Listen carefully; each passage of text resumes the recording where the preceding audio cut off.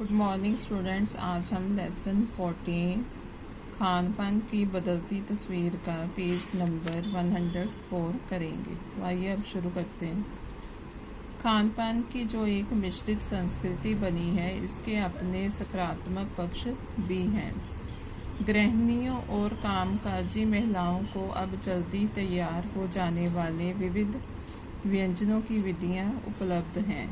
नई पीढ़ी को देश विदेश के व्यंजनों को जानने का संयोग मिला है, भले ही किन्हीं कारणों से और किन्हीं खास रूपों में, क्योंकि ये भी एक सच्चाई है कि ये विविध व्यंजन इन्हें निखालिस मतलब शुद्ध रूप में उपलब्ध नहीं है।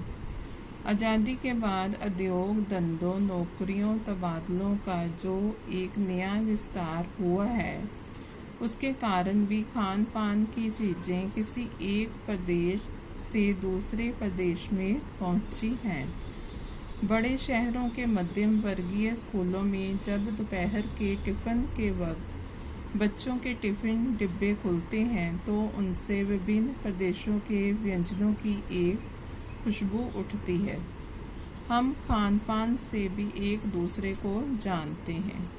इस दृष्टि से देखें तो खान पान की नई संस्कृति में हमें राष्ट्रीय एकता के लिए नए बीज भी मिल सकते हैं। बीज भली भांति तभी अंकुरित होंगे, अंकुरित मतलब निकलना, जब हम खान पान से जुड़ी हुई दूसरी चीज़ों की ओर भी ध्यान देंगे।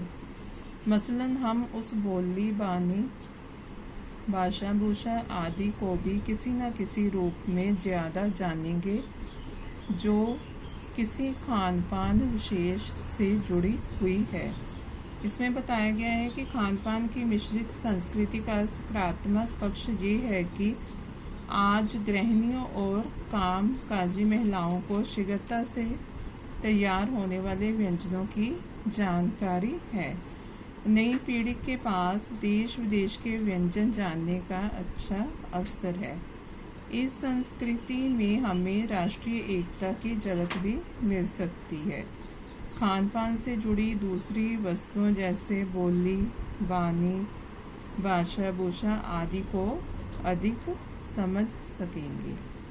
इसी के साथ ध्यान देने की बात ये है कि स्थानीय व्यंजनों का पुनरुद्धार भी जरूरी है, जिन्हें अब एथनिक कहकर पुकारने का चलन बढ़ा है। ऐसे स्थानीय व्यंजन केवल 5 सितारा होटलों के प्रचारार्थ नहीं छोड़ दिए जाने चाहिए। 5 सितारा होटलों में वे कभी कभार मिलते रहें, पर घरों बाजारों से गायब हो जाएं, तो ये एक दुर्भाग्य ही होगा। अच्छी तरह बनाई पकाई गई पूड़ियाँ, कचौड़ियाँ, जलेबियाँ भी अब बाज़ारों से गायब हो रही हैं। मौसमी सब्जियों से भरे हुए समोसे भी अब कहाँ मिलते हैं।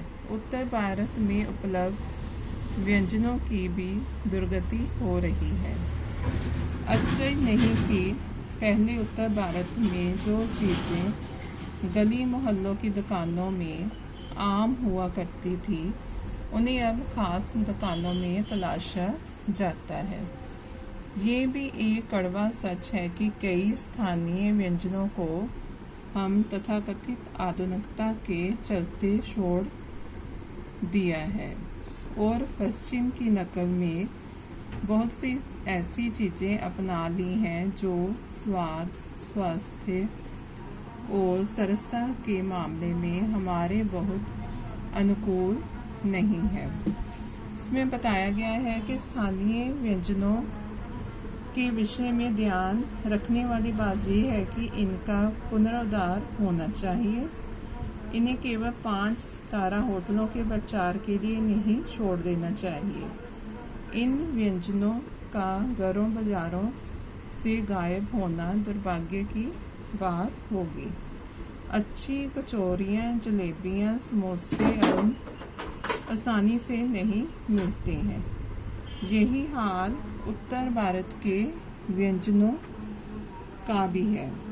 उत्तर भारत में गली मोहल्लों में मिलने वाली आम चीज़ों को खास दुकानों में खोजा जाता है। आधुनिकता के नाम पर हमने इन स्थानीय व्यंजनों को छोड़ दिया और स्वाद तथा स्वास्थ्य अनुकूलित अनेक चीजें पश्चिम की नकल करके अपना ली। और ये भी रहा है कि खान पान की मिश्रित संस्कृति में हम कई बार चीज़ों का असली और अलग स्वाद नहीं ले पा रहे।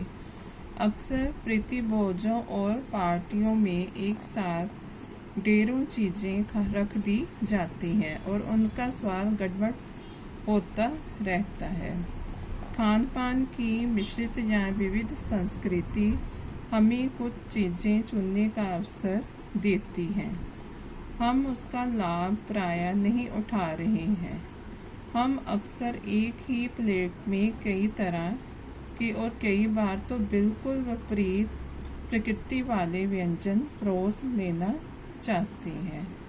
इसलिए खान पान की जो मिश्रित विविध संस्कृति बनी है और लग यही रहा है कि यही और अधिक विकसित होने वाली है, उसे तरह तरह से जांचते रहना जरूरी है।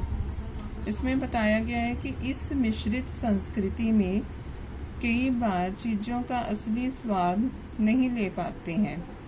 ये विविध संस्कृति हमें चुनने का अवसर देती है, परंतु विपरीत प्रकृति वाले व्यंजन एक साथ परोसकर हम उनका लाभ नहीं उठा पा रहे हैं। विकसित होती इस मिश्रित संस्कृति को तरह तरह से जांचते परखते रहना चाहिए।